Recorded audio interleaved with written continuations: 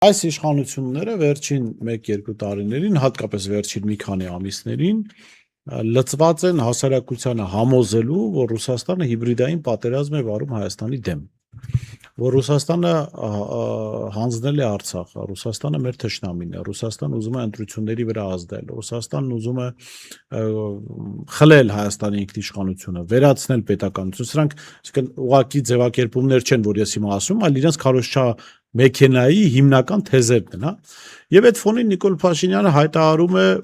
իբրև թե պատահական մի քաղաքացու հարցին, թե Ռուսաստանի հետ հարաբերությունների մի լարեք, ասում է Ռուսաստանը բարեկամ երկիր է մեզ, եւ հետո ասում է, որ ինքը խնդրել է, որ Պուտինը իրեն ընդունել։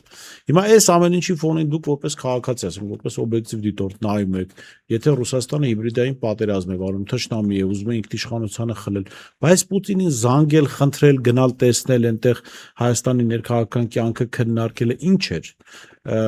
Իմ մոտ տպավորություն էր, որ ինքը Պուտինին